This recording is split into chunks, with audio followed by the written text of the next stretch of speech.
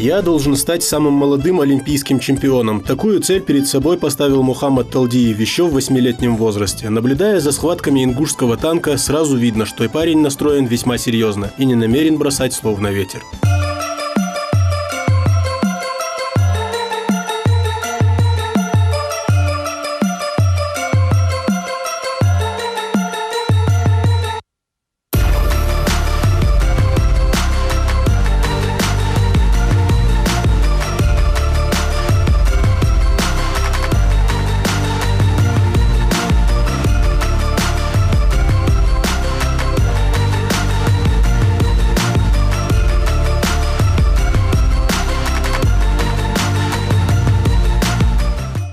Сейчас Мухаммаду 10 лет, и по меркам профессионального спорта наш земляк показывает очень высокий уровень борьбы. Один из последних стартов, где Мухаммад выступал вместе с братом, проходил в столице Латвии. Международный турнир по дзюдо стал очередной проверкой для братьев. Пройдя уверенно всех соперников в своей возрастной категории, Талдиев решил поднять планку и выйти против ребят, которые боролись в более старших группах. По итогам турнира победоносный Мухаммад стал обладателем сразу 3 золотых медалей в разных возрастных группах.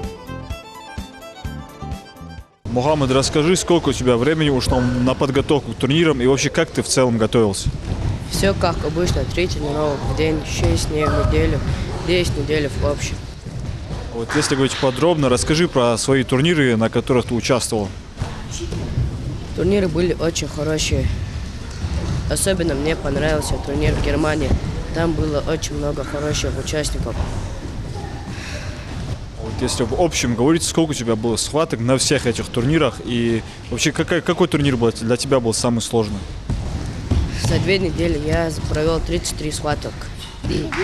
Сложнее бороться было в Германии, в старшей возрастной группе. Вот во время выступления на этих турнирах, да, у вас было очень много перелетов. Вот почувствовал усталость какую-то? Конечно же, я очень сильно устал. Но по воле Аллаха я везде занял 1 место. Спустя несколько дней победная серия братьев Талдиевых продолжилась уже в Германии. 5-й крупнейший международный турнир по дзюдо среди детей, проще говоря, неофициальный чемпионат мира, собрал 2500 сильнейших юных дзюдоистов из 43 стран мира. Весовая категория 42 килограмма. На татами выходит Мухаммад Талдиев. Зрелищные броски и уверенная борьба. Наш земляк заканчивает все схватки досрочно. Первая золотая медаль на этом турнире уже в его копилке. Силы еще остались, а значит, можно побороться и с ребятами постарше. Возрастная группа до 16 лет. Но и здесь 10-летний ингушский танк катком проходит всех соперников и забирает 2-ю золотую медаль.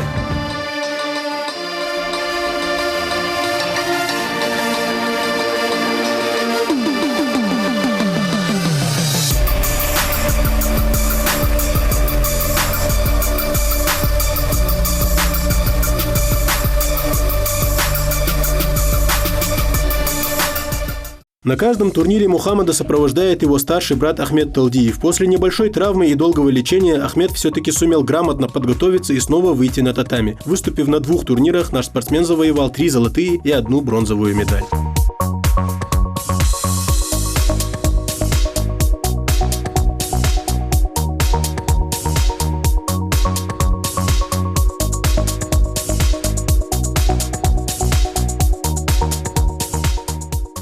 Ахмед, у тебя была небольшая травма ноги. Вот успели ты вылечить свою травму и в какой форме ты в данный момент находишься? Травму мы вылечили полностью. Сейчас я чувствую себя хорошо. Алхамдулиллах. Вот на последних турнирах ты выступил вместе с братом, да? Вот насколько тебе было приятно снова вернуться на татами и побороться на таком серьезном турнире? Это просто не передаст словам. Я очень много тренировался и готовился к этим турнирам. И Аллах дарил мне эту победу. Алхамдулиллах. Вот на этих турнирах насколько у тебя сложные были соперники и были ли среди них такие ребята, которые раньше с тобой боролись? Сейчас я перешел в другую весовую категорию, 50 килограмм. Я раньше не боролся в этой весовой категории. Из-за этого я не встречался. Соперники были хорошие. После возвращения на родину Мухаммада пригласили выступить на 5-м международном турнире по дзюдо Кубок вызова «Локомотив». В столице Кабардино-Балкарии Мухаммад продолжил свою беспроигрышную серию и пополнил свою копилку 41-й золотой медалью. За выступлениями ингушского танка внимательно следили не только трибуны, но и представители федеральных СМИ. Но, конечно, главная цель Кубка вызова – это поиск и открытие самых одаренных дзюдоистов страны и мира. И свои звезды на этом турнире действительно были. Мы сейчас снова отправляемся в разминочную зону. Там нас ждет Талдиев Мухаммад. За 1,5 года на всевозможных турнирах, в том числе европейских, он выиграл 40 золотых медалей. Пойдемте посмотрим. 7 октября ему исполнилось 10 лет. 7 октября. 10 лет. 10 лет? Да. Ну, как он, упорство, тренировки. Он тренируется 6 дней в неделю. У нас цель стать олимпийским чемпионом в 2028 году. А почему дзюдо? Дзюдо очень красивый вид спорта. Первая схватка. Очень важный турнир. Хазарин. Нет, недооценивать. Соперника недооценивать нельзя. Понял? Каждый соперник важен как олимпийский чемпион.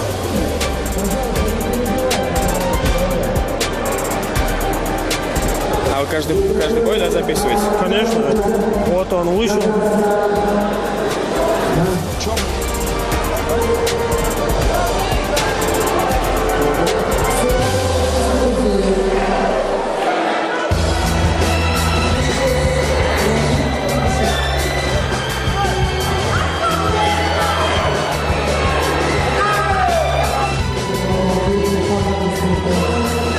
Все свои схватки в итоге Мухаммад Талдиев из Ингушетии легко выиграл и взял, получается, 41-е золото в своей пока детской карьере. За 10 дней братья Талдиевы приняли участие в 3 турнирах, собрав целый урожай золотых медалей. А для Мухаммада выступление на этих турнирах ознаменовалось новым рекордом – победы в 33 схватках. Еще один шаг к заветной цели. Через неделю, где-то дней через 5-6, мы поехали в Германию, во Франкфурт.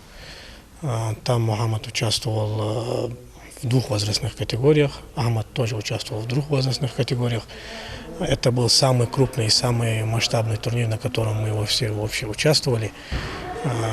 Там было очень много участников, очень много стран. Его как бы назвали детским чемпионатом мира. Юбилейный был турнир, и награды, медали, которые вот там вручались, были из чистого золота позолоченные,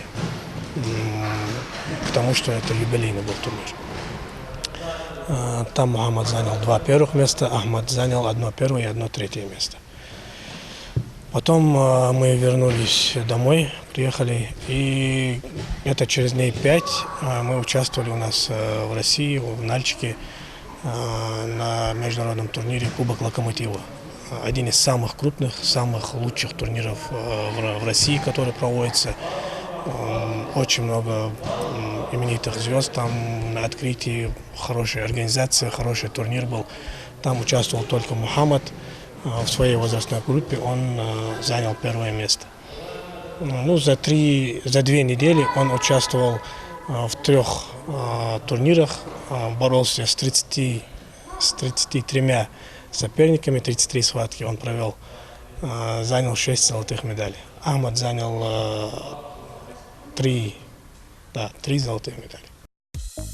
Хасан и Хусейн Халмурзаевы, Муса Магушков и многие другие. Именно благодаря этим именам многие ребята решили связать свою жизнь со спортом, в частности дзюдо. Именитые спортсмены давно заметили в Мухаммаде и в Ахмеде большой потенциал и не сомневаются, что братьев Талдиевых ждет большой успех.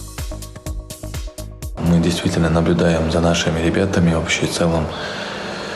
Действительно, ребята молодцы, очень ярко выступают. Сам даже присутствовал на одном из турниров, где Магомед Талдиев очень ярко, зрелищно выиграл турнир. Эти ребята действительно видно, что работают, пашут. Если они также будут работать, также будут продолжать тренироваться, у них действительно есть будущее, есть большая перспектива. Конечно, нам и хотелось, чтобы и братья Талдиевы, и вообще в целом у нас очень много талантливых ребят, чтобы они продолжали наш путь, еще доказывали и показывали большие результаты. В целом мы стараемся передать наш опыт и с интересом, с большим желанием мы работаем с ними. Я радуюсь, когда и братья Талдиевы, и многие ребята, которые в нашем республике показывают результаты на различных турнирах. Видно, что очень много у нас желающих, очень много у нас, которые реально хотят, и есть у них большие цели. А братья Талдиевым хотел бы пожелать удачи, успехов, чтобы они также продолжали. Что хочется сказать про братьев Талдиевых, про Ахмада и Мухаммада. Конечно, сам результат говорит за них и говорит о многом. Мне бы хотелось больше подчеркнуть и заметить их отношения и вообще отношения окружающих людей, которые с ними работают.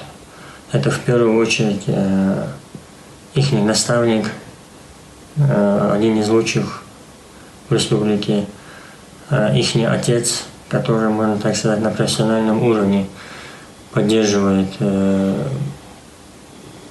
их увлечение и, соответственно, условия, которые созданы для них, для того, чтобы достигать высоких результатов. Что касается перспективы, конечно, об этом знает только Всевышний, мы можем делать только причину. Я думаю, это мое личное мнение, что если все будет также продолжаться на высоком уровне, в любом случае, дай Аллах, из них вырастет достойная замена действующих наших спортсменов.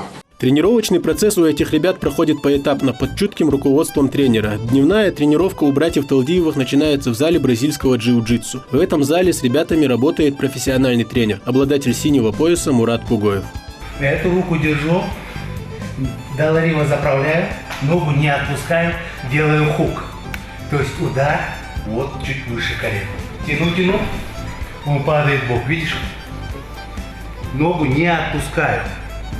То колено, которое у меня лежит на татаме, я ее выворачиваю. Вот таким вот образом. Выверну. Колено зажимаю, ему блокирую, чтобы он никуда не убежал. Отсюда я ухожу за спину, беру захват, переставляю ногу, делаю слалом вниз. Теперь разворот на сайкл. Отсюда мы можем много чего сделать. Могу его поддушить, могу взять на обратный треугольник, могу отсюда залезть ему маунт, могу выйти с коленом сверху. Как только он начнет меня хватать за колено, я придавлю ему таз, вытащу свои колено, уйду на рычаг. С одного вытекает второе, с одного второе и так дальше.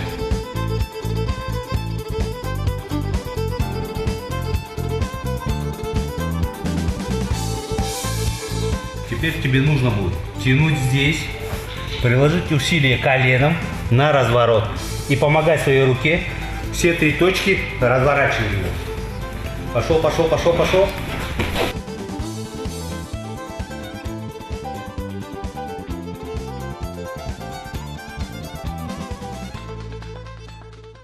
В последнее время на турнирах по дзюдо спортсмены используют различные комбинации удушающих и болевых приемов, находясь в партере. Именно поэтому тренировки по джиу-джитсу – это прекрасная возможность для Мухаммада и Ахмеда быть во всеоружии к предстоящим турнирам.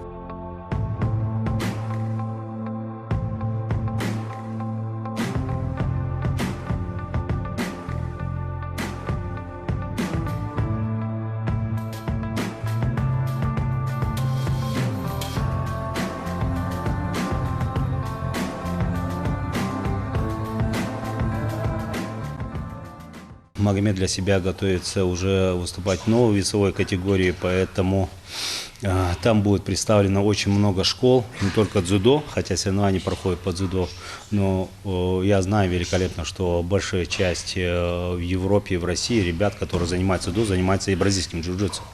То есть надо перекрыть все аспекты, все моменты, все наши брешь, чтобы не попасть в какую-нибудь неловкую ситуацию. Поэтому мы больше всего, конечно, делаем акценты на болевые удушающие приемы, плюс это выхода из позиции. То есть часто позиции, которые именно в дзюдо попадают ребята, это офсайд-контроль. То есть, другими словами, это боковое удержание, это маунт.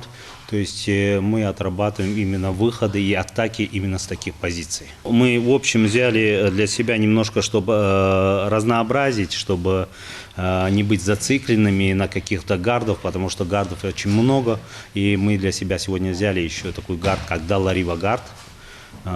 Это очень распространенный гард именно в бразильском джиу-джитсу. И он также распространен очень много и в ММА, и в смешанных единоборствах. Поэтому для себя мы взяли несколько вот такой гард, более распространенный в партере такой гард. И начали работать с него, отрабатывать некоторые свипы. Это азы, база свипов именно с Далла-Рива гард.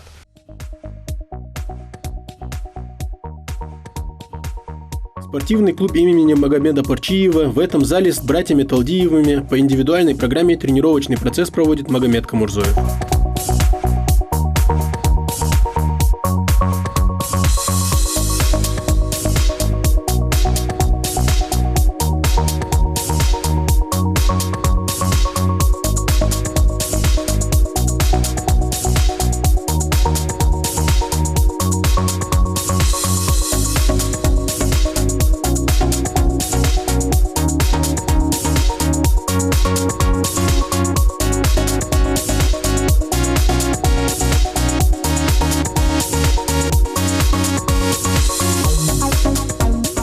Тренировки у нас в день 2 раза, 4 часа тренируемся на ковре.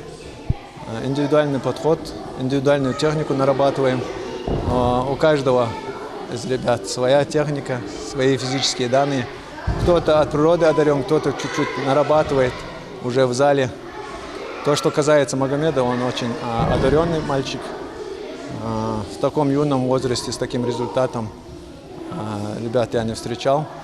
С ними работали и так мастера Аздоев, Басир, Кадзоев Ислам. Сейчас индивидуальную работу я с ними провожу. Думаю, чтобы довести до общей цели, надо работать. Они выкладываются на тренировке, и вообще на чем делаешь упор?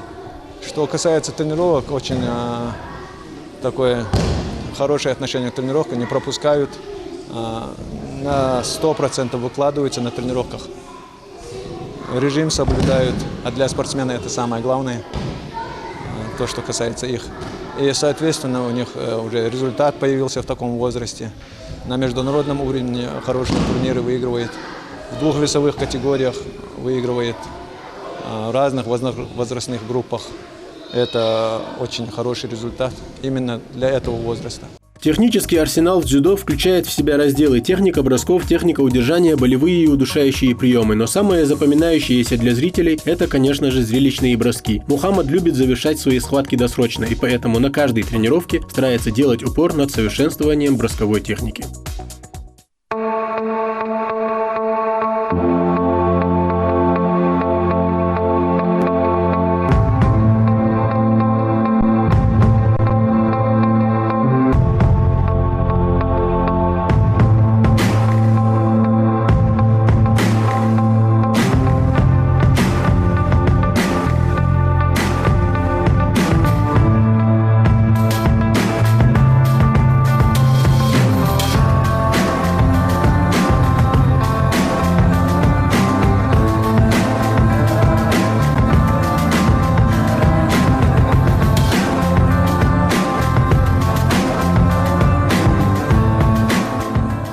Раньше ты боролся 35 килограмм, теперь 42, да? Вот чувствуешь разницу?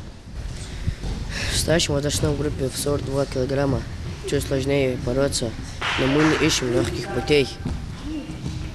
Вот в последнее время ты очень часто борешься с ребятами, которые намного старше тебя. Вот чувствуешь ты разницу и сложно ли тебе с ними выступать? Я тренируюсь 6 часов в день, чтобы бороться и побеждать ребят намного старше себя. Вот совсем скоро, Мухаммад, у тебя новый турнир, на котором ты также намерен, наверное, выиграть, да? Вот расскажи, как ты готовишься к этому турниру. Да, 5 декабря мы, иншаллах, летим в Германию на международный турнир Bremen Open. Есть цель снова выиграть? Да, иншаллах. Совсем скоро у вас с братом, да, новый старт, новый турнир. Вот как вы вообще готовитесь к этому турниру? Тренируемся с утра до вечера по заранее составленному плану. Вот, Ахмед, если говорить подробно, как у вас расписана неделя и вообще как у вас проходит тренировочный график? 3 раза в неделю у нас утром с 6 до 8 плавание в бассейне. Потом завтрак с 10 до 12 мы тренируемся в зале дзюдо. Ахмед, как ты считаешь, вот на сколько процентов вы готовы с братом выступить на этом турнире? Сейчас точно не могу сказать, нам есть еще над чем поработать, и мы работаем над этим. Сейчас мы чувствуем себя в хорошей форме. Ахмед, за тебя и за твоего брата болеет вся республика. И есть ли у вас такая цель на предстоящем турнире снова порадовать нашу республику? Иншаллах, мы сделаем все, что в наших силах. Да воздаст Аллах всем благо, кто за нас болеет и делает дуа. Любой тренировочный процесс должен быть разнообразным. Помимо тренировок на татами, во время подготовки к турнирам Мухаммад и Ахмед много времени проводят и в тренажерном зале. Здесь ребята выполняют целый ряд силовых упражнений, направленных на улучшение выносливости. Кроссфит включает в себя целый ряд упражнений с использованием штанги, гантелей, турника, каната и, конечно же, тренажеров.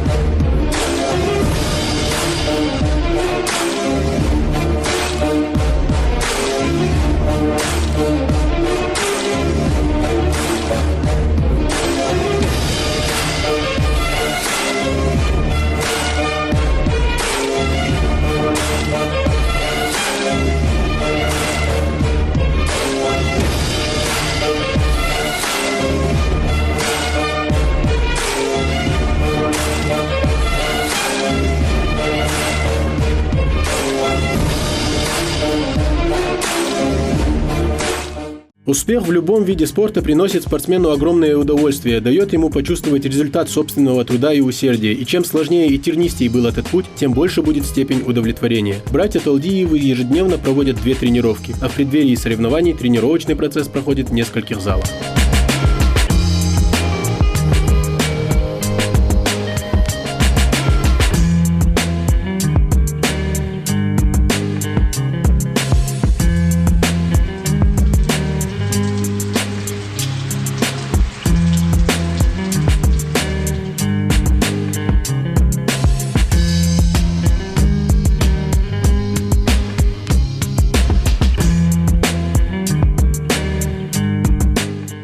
Кроссфит – это тоже очень важный момент, это неотъемлемая часть именно для физики, для скоростной выносливости, для силы.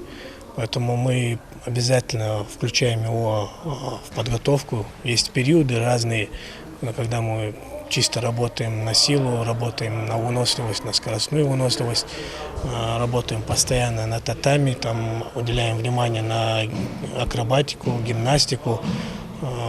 И без кроссфита современный спорт это не представляет себе. Турнир пройдет в Бремене, в Германии.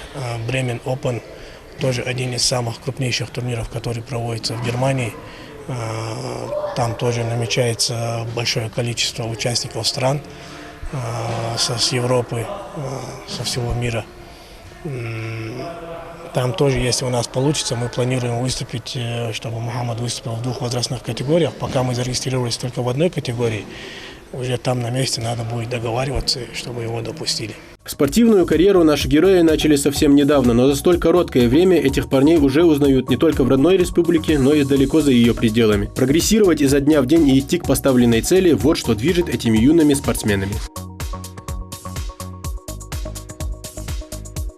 Если бы сегодня стояла бы такая цель, что ему нужно стать чемпионом мира по бразильскому джиу-джитсу, то у меня нет сомнения, что буквально бы через 1-1,5 мы бы уже выступали в Абу-Даби и приехали бы сегодня с такой медалью чемпиона мира по БЖЖ. То, что касается возраста, он опережает возраст и борется с ребятами, которые старше его на 4 года. И успешно выигрывает схватки. Это очень редкость. Я лично за свой такой опыт не встречал, чтобы намного старше выигрывает, тем более в младших юношах. Это да, это на нем видно, он как бы уже ждет свой возраст, не дождется, уже набаривается со старшими и успешно у них выигрывает. Стоит ждать в большом спорте Мухаммада, большой спорт. Также и Ахмеда, я не списываю, очень одаренный мальчик. Будем ждать для этого время большой спорт. С такими тренировками надо уже в большом спорте показывать хороший результат. Впереди у этих ребят большое количество тренировок, сборов и, конечно же, турниры всероссийского и международного масштаба. Но самая главная цель, которую преследуют братья Талдиевы, это золотые медали Олимпийских игр 2028 года.